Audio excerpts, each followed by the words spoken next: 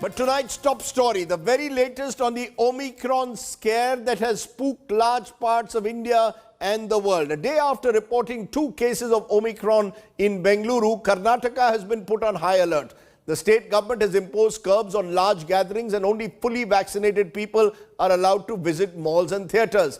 Other parts of the country, Delhi, Rajasthan, Maharashtra too, are now reporting suspected cases of Omicron and are tightening various regulations. Our top story tonight is how India is responding now to the Omicron threat. Strict travel rules, new curbs on large gatherings. A day after Bengaluru reported 2 cases of Omicron, the super mutant first detected in South Africa, India is taking measures to check the virus spread. The government of Karnataka, the first state to report Omicron, held a high-level meet to review the state's preparedness. We are very alarmed and cautious. Our duty is now to see that not only these 2 persons, otherwise also to track and trace such strains wherever it is found and their contacts.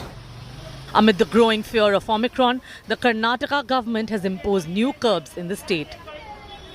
The culture activities, fest functions in all education institutes should be postponed till 15th January 2022. The entry to mall, cinema theatre shall be allowed only the person who have vaccinated with 2 doses of COVID vaccine. Tracing contacts and travellers from abroad, however, is proving to be a big challenge. 10 foreigners who have been to Africa and arrived in Bengaluru recently are untraceable. You can't switch off because you are positive and spread to your near and dear ones and the people whom you do not know. Please be brave enough, please be open and share the information. So, the government will do its best to treat you, to ensure you that you are completely free from this infection. In Maharashtra, 28 samples are being tested for Omicron, including 10 from Mumbai. In Delhi, 12 patients are being tested. Rajasthan too is on alert after 9 members of 2 families have been tested positive. 4 of these family members have recently returned from South Africa. In Uttar Pradesh's Lucknow, 2 women are being tested for Omicron. In Tamil Nadu's Trichy, 1 passenger who has travelled from Singapore tested COVID positive. The sample has been sent for genome sequencing. 1 suspected case of Omicron has also been reported in Hyderabad. The central government has assured citizens the country is ready to tackle the threat posed by Omicron. बच्चों और booster dose के संदर्भ में हमारे expert team ही तय करेगी और जो भी मार्गदर्शन हमारे एक्सपर्ट और साइंटिफिक हमें मार्गदर्शन मिलेगा, इस साइंटिफिक मार्गदर्शन के आधार पर हम आगे चलेंगे। ये मेरा क्लियर पार्लियामेंट के फ्लोर पर रिप्लाई है। Unlike the second wave, experts say India is now better placed to fight the new variant. Nearly 50% of the population above the age of 18 are fully vaccinated. While vaccines may not stop infections, experts say they will prevent serious disease and death. Bureau Report, India Today. And as the Omicron COVID variant spooks the world, I'm joined by a very special guest, Chief Scientist of the World Health Organization, Dr. Soumya Swaminathan, joins me from Geneva. Appreciate your joining us, Dr. Swaminathan. Has Omicron spooked not just the world, but dare I say the World Health Organization? Has it caught you by surprise and in a way spooked your organization? No, I wouldn't say that, Rajdeep. If you remember, we've been talking about variants from the very beginning. In fact, we set up this technical advisory group to look at viral evolution way back in May of 2020, because we know how viruses behave and we need to be prepared. And in fact, this pandemic is the first time we've had real-time genomic surveillance data to actually inform us about what the virus is doing. Mm-hmm. And this is the biggest unknown in this pandemic. Mm-hmm. So in the past, we've discussed, when will the pandemic end, et cetera, and everything that we do as human beings, we can control. But what the virus does, we cannot entirely anticipate. So I don't think we are surprised or spooked. I don't think we should panic. I think we're in a much better position today than we were in the beginning of 2020. We have much more knowledge. We have tools, we have diagnostics, we have drugs, we have vaccines, and we know what works in terms of public health measures. And so I think we just need to go about approaching this with the knowledge base that we have and use it wisely. Rather than create panic. Ma'am, you're saying this is another variant. Yes, we've seen I'm four sorry. variants of concern before, and we've dealt with them. I'm sorry to intervene. You've said on 3 occasions already, don't panic. But the fact is, the panic started in a way, some would say, with the World Health Organization saying that it was a variant of concern and doing it almost immediately within days of the the variant being detected in South Africa and Botswana. You've taken much longer in the past to declare a variant of concern. Here it happened within a few days. And then the WHO goes on to say, first, it is not yet clear whether the new variant Omicron is more transmissible or severe compared to Delta and other previous variants, but also adds that the global risk is very high based on early evidence and that the mutated coronavirus could lead to surges with severe consequences. That's what spooked the world, ma'am. Okay, let me explain why it was called a variant of concern and why it is was considered to be high risk. First of all, let's understand that we are in a very high risk state of the pandemic. Okay, that's the baseline. As you know, for many weeks, we've seen globally cases increasing, deaths increasing for some time, but now, plateauing, but plateauing at a very high level. And Delta variant is 99% of the variants around the world. So the pandemic itself, we're not in a good situation. We are in a situation of high risk. On top of that, you get another unknown, which is a new variant. And let's say why the time difference. When the Alpha variant was reported by the UK, it took them months. To figure out. Similarly, for the other variants, it took a matter of 6, 8, 10 weeks, including the Delta variant, before it was picked up. And then here it's thanks to the strategic and very intelligent type of sequencing that the South African scientists actually employ, where their interest was triggered by a cluster of cases which they thought was unusual. They went in there and sequenced it. And this is why we got the information so quickly. Now, it may turn out that Omicron's actually been circulating in the world, for a couple of months. I wouldn't be surprised if that were the case. But it was picked up by the South Africans. And the reason they brought it to WHO is to say, this looks very unusual. Now, why is it unusual? Because it has these huge number of mutations, including on the spike protein. Many of those mutations we know are associated with increased transmissibility and also avoiding immunity by antibodies. So this is why it's of concern, because we can prepare, we can alert the world, which is what WHO did. It doesn't mean that we're saying everybody panic. We're just alerting that this is a new development. While we collect more information about this variant, let us prepare ourselves. A lot of countries dropped all public health measures completely. People were getting relaxed, thinking that the pandemic is over in many countries. Here's a reminder to us, the pandemic is not over. The virus is not done with us. We may be tired of the virus. So that is the reason, that's the message we're trying to send. Let's step up all of those measures that we know work and use them wisely, use them appropriately, and also look at equity in everything we do. No, it's not the WHO playing safe. From past experience, it's not the WHO trying to cover its tracks for all scenarios, because I spoke a few days ago to Dr. Angelique Coetzee. She's the chair of the South African Medical Association, and she said that most of the patients she had got with Omicron had mild symptoms. So, when you say it's a variant of concern, South Africa tells us the symptoms are mild, no one's been hospitalized. There is obviously a sense that is WHO trying to put the world on guard for fear that something could go wrong in the next couple of weeks? Rajdeep, WHO is a very easy target. So you're damned if you do and you're damned if you don't. So, but that aside, what is WHO's job? It is to tell people, be transparent and open about the data. From day one, we've said we don't know if this variant of concern will turn out to be as concerning as we think it might be. It could be downgraded to a variant of interest in that case. But you have to give it time. You have to give the scientists time and the epidemiologists and the clinicians to answer these questions. Is it a mild illness? Dr. Angelique clearly has said in her interviews that a week from today, she may be saying something different. She's been very clear that this was her initial anecdotal experience with the first few cases. Most of the cases that have been reported till date have been in vaccinated people. They've had mild illness. Does that mean that everybody will be mild? No, we cannot conclude that. It takes at least 2 weeks from the time somebody gets infected to when they get seriously ill and end up in the hospital. We haven't had that time, right? So I think at this point, we should say the scientists are doing their work. We will know more about this variant in the next couple of weeks.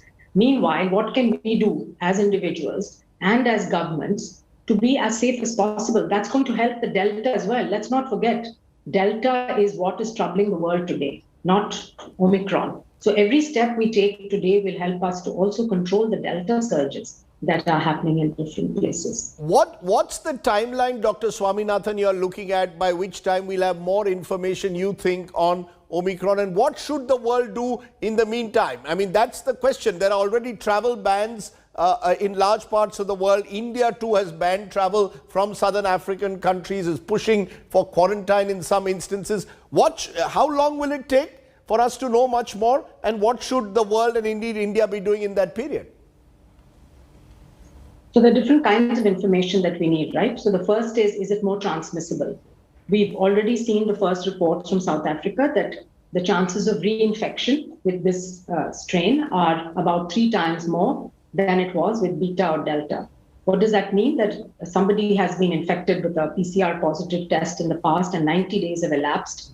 That was the definition for this study, and then gets infected again. So that's telling us that this variant is perhaps able to overcome some of the immunity that may have been acquired by exposure to previous variants. We're also seeing a very sharp increase in the growth rate of cases in South Africa. It's almost doubling every day, which means it's probably also quite transmissible. How much more transmissible than Delta, we don't know. So that's one set of questions which may get answered in the next week or so. The second set of questions is around clinical severity. We were asking about, are all these going to be mild infections? Let's hope so, but we don't know.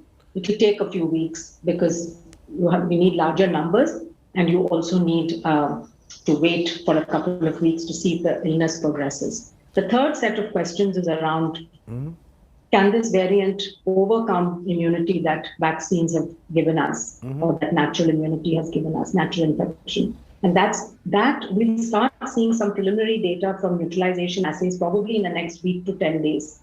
Those are lab tests which already many scientists are doing, looking at people who've been vaccinated, taking their sera and testing this new virus. After all, this virus has to be first grown and shipped around the world. And in fact, one of the things that travel bans are doing is preventing shipments coming from the southern African countries. So once those experiments are done in the lab, we'll get an estimation of what level of antibody decline, 5-fold, 10-fold, 50-fold decline is there in neutralization capacity against this variant. That will start giving us some ideas about vaccine effectiveness. Then we'll, of course, have to look at clinical studies as well from vaccinated people to see if they get infected or not with this variant. But at this point, again, just to put things in perspective, all the vaccines developed so far have been effective against all the variants that we've seen so far in terms of protecting against severe disease and death. And so we expect that there'll still be some protection against this variant. It's very unlikely a variant emerges which will completely overcome the effect of the vaccines. By how much it overcomes, will the vaccine strains need a change? Will there be the need for additional boosters or additional doses? These are some of the questions that need to be answered. From what you're saying, just a couple of questions flow out. One, travel bans. WHO, I heard Dr. Tedros suggest that WHO was against travel bans. Is that something that WHO firmly believes in, that travel bans are a bad idea at the moment? So what we've said is that you need to take a risk-based and a comprehensive approach to reducing the risk, because what countries want is you want to reduce the risk of importation of Omicron. Now, it's turning out that many countries already have it, okay? And this is what was predicted the day that South Africa announced. We knew that in the coming days, many countries are going to find it. So from past experience, have travel bans stopped Alpha or Delta from going around the world? They haven't. You could delay by maybe, even that is doubtful, by a few days. What would be more effective is to put in place systems that we know work. If you do a PCR test, with a high degree of reliability, you can rule out that somebody is infected. So PCR on departure, many countries are doing PCR on arrival, wearing good quality masks throughout the journey, trying to maintain, the distance and things like that. Those, and then also testing, stepping up testing within the country. Everybody starts focusing on travelers and forgets what may be happening within their own boundaries. And we know that many countries are still not doing enough sequencing. I think India is in a good position, but many countries are not. They have no idea what's happening within. So those are more important, stepping up testing, making sure that, you do strategic genomic surveillance, making sure that drugs are available, making sure that the vulnerable groups are vaccinated with 2 doses of the vaccine, really making sure every individual has their second dose, and then making sure that you have your hospitals ready, oxygen, etc., in case, there is a surge and a need for that. So it's preparing. It's also reminding people to continue to maintain, we're getting into holiday season, people want to travel, etc. I think except for essential travel, people should really rethink whether they want to go. Certainly big weddings, big celebrations should be curtailed. So those are the kind of things you can do to reduce transmission, much more effective than ad hoc travel bans against a few countries. Ma'am, you're saying India is in a better place. Am I to understand, Dr. Swaminathan, therefore, that perhaps actually Omicron is out there and there are signs that it could be out there already because there are those without a travel history who've also been infected in India? It's actually a good sign because you could actually have people with mild symptoms out there getting the necessary antibodies and building towards herd immunity. Is that the way to look for India with Omicron, given that we don't have a large number of Delta cases at the moment, unlike Europe? Is India therefore in a better place, or should we be worried, particularly because, as you said, there are people who are getting reinfected, at least in South Africa? Should that be a cause of worry? So I think India is in a better place for a couple of reasons. One is because of the very big Delta surge earlier in 21. We have quite a large proportion of the population exposed with some amount of natural immunity.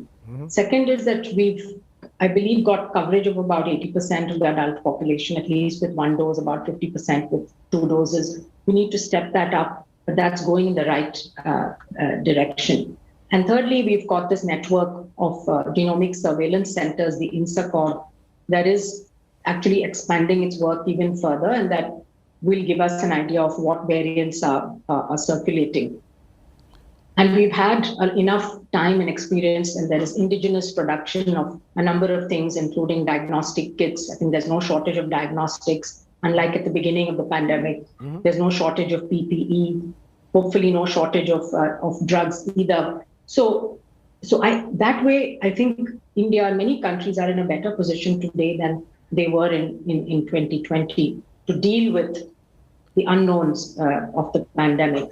But I wouldn't go so far as to say that Omicron is already circulating and it's mild. We don't know that. I think we need to wait for some time to see how common it is. It's likely that it's been there for a few weeks and circulating around the world, but we still don't know enough about that. But I would say that in terms of preparation, in terms of the tools that we need, in terms of the knowledge about the disease, we are much better prepared now. The reason I'm asking you, if you remember with Delta, the first cases detected in October 2020, but it hit India only in March 2021, almost 5-6 months later. And there were question marks over whether we had done enough genome sequencing. You believe in that sense Omicron will not result in a third wave. Can we say that with confidence in India, that Omicron will not result in a third wave, unlike Delta, which brought in the second wave?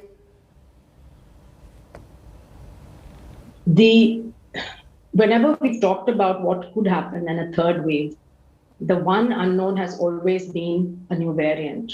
We knew that there wouldn't be another wave with Delta because of the underlying immunity that population has. But the one unknown was always a new variant. What we're seeing in South Africa today is that, as I mentioned, that this variant, the Omicron, is able to cause reinfection 3 times more commonly than either Beta or Delta. So it is able to overcome existing immunity due to Delta and cause those reinfections. If they stay mild, that's one thing. But it appears that it is able to evade some of that existing immunity. So we cannot rule out that Omicron can cause a surge of infections. And perhaps it will be mild in people who've already been vaccinated, but there are still a lot of unvaccinated people out there, and it could behave differently among them. I think these are the things we need to keep a close watch on. Do we therefore go in for a booster? Do you believe, because there is a huge debate now beginning in this country, should we focus on the unvaccinated that you keep referring to, or should we, those who are vaccinated even 6 months ago, now be looking for a booster? Should the process of boosters begin in countries like India? I think if you look at the data, and what the data is telling us is that vaccinations protect you against severe disease and dying. And so our goal should be to protect everybody against getting severely ill, even if they get infected. We know that with Delta, for example, that even fully vaccinated people can have breakthrough infections, but the majority of them recover. And data from all countries, including from India, in fact, has shown that two doses of the vaccine, so a complete course, is about 97-98% protective against death. So that's really good. So I think our priority and focus should be on the primary dose or course of vaccination, especially in those people above 45. And meanwhile, we need to collect data. We need to collect data on people who were vaccinated early in 2021. The doctors and nurses and the elderly, and really start tracking those to see if breakthroughs are increasing, and particularly to see if severe disease is increasing. And if we see those trends, that will help towards making decisions about are boosters needed and which groups should have a booster. But at this point of time, I would say priority is primary course of vaccination, especially in adults above 45, and also not to forget that that mask wearing must be enforced. I think it is a really effective measure. Again, clinical trials have now shown that if everybody wears masks, you can reduce the chances of infection by a huge amount, 80-90%. And so universal mask wearing would also be a very effective strategy at this point. But what about those above the age of 60 who may have been double vaccinated but were double vaccinated 6 months ago, have comorbidities? Should they be given a booster? This is something that our strategic advisory group of experts on immunization is looking at. They're going to review the evidence next week. So maybe in a week or so, we'll have more information for you on that. It has to be an evidence-based and data-driven decision. And it actually may vary country by country because, the demographics is different. The epidemiology of the disease has been different in different countries. And also the availability of vaccines is different. So I think we may provide some guidance for countries to make their own national decisions. Let me therefore conclude by asking you, we are reaching the end of 2021. When we last spoke a couple of weeks ago, you were confident that 2022 will be better than 2021. Has Omicron put an end to some of that optimism, that sense of optimism? You're telling us today, perhaps don't go ahead and do those big celebrations. Let's be much more careful with masking, go back to COVID protocols, in a way, go back to first principles. And as we've been discussing in the past, Dr. Swaminathan, there is an element of COVID fatigue. Do you believe that we have to again hunker down in some way? I'm not talking about lockdowns, but hunker down in some way till it's very clear that Omicron is only a mild variant, hopefully. No, I'm still optimistic, Rajdeep, because we're in a very different situation today. At this time last year, we didn't have vaccines in our hands, and we still didn't understand a lot. We didn't have drugs. We didn't have monoclonal antibodies. And we have much more information about the virus and its immunology and immune protection and so on. So I'm still very optimistic because we have the tools. We have to implement. Yes, pandemic fatigue is a big issue. I don't underestimate that everybody's tired. And I also don't underestimate the fact that there is a part of the population, unfortunately, that has suffered much more. And this is what the pandemic has done. It's brought out inequities. So when you talk about lockdowns, we know the kind of impact it had on lives and livelihoods. And so we shouldn't rush into doing things which today, that was March 2020. We're in a different situation today. And as I told you, we have all of these options. There are things that we can do today without interfering much with our daily lives. Of course, I would say keep travel to the minimum essential. Keep gatherings to a minimum essential. Do it outdoors wherever possible. Ensure there's good ventilation. Wear masks when you're with people outside the family. Make sure that everybody is vaccinated. Let's try and help those people who suffered, as part of the pandemic. There are many people who haven't been vaccinated, not because they don't want to, but because they don't have access. They don't have transport. They're too old. They're disabled. So let's think about those issues. Let's think about also investing and strengthening our health systems, particularly our health workforce. I would like to really commend all of these doctors and nurses who've been working non-stop for the last 2 years. And I think it's time that we really looked at how to make the lives of doctors and nurses, particularly in government hospitals, much more easier for them to do their jobs, augment the workforce, and use our digital tools and technologies, wisely to help them do their work better. And of course, always communication is important. I think telling people what we know, what we don't know, why certain decisions are being made, it helps in building trust and also in compliance with the kind of measures that we want people to be using. I just want one final clarification. You've said that as far as you're concerned, at the moment, it's too premature for WHO to say that Omicron will bypass the vaccine. Am I correct? That existing, whether it bypasses existing vaccines, we don't know. There's not enough evidence at the moment. Am I clear? Is WHO clear on that? Yes, that's correct. So that could take a week or two more before we would have clarity on that. Yes, well, the initial results from the lab neutralization assays should be available in a couple of weeks, but then it will take a bit longer to look at the clinical effectiveness because, the lab assays can give us a hint, but ultimately you need to collect data in public, and that's why I'm calling for an even stronger push on research and data collection in India so that we can learn more, about how these vaccines are working in the Indian population. We need to do that in as many countries as possible. And the final question: what will you tell the critics of WHO today, who are saying, look, the World Health Organization is also struggling from one variant to another, that no one is in a position to tell us what the future holds? What will you tell them? What I would say is that we're all in this together. And what the WHO is nothing but a collection of 194 member states. And the Secretariat basically works along with the 194 countries to jointly do things. All our expert groups that make these recommendations, they're not WHO staff. They are experts that are drawn from countries around the world. And so what we call for today is global collaboration, some amount of solidarity, and having some coordinated, comprehensive and cohesive approach to handling a pandemic cannot be handled country at a time. We've said that time again, and I hope that this week's very historic decision at the World Health Assembly to go ahead and start the negotiations for some kind of a pandemic agreement or treaty means that countries have recognized it is important to work together. It's important to have some rules that everybody adheres to, and that equity has to be at the heart of things which are global, like pandemics. Climate change is another example.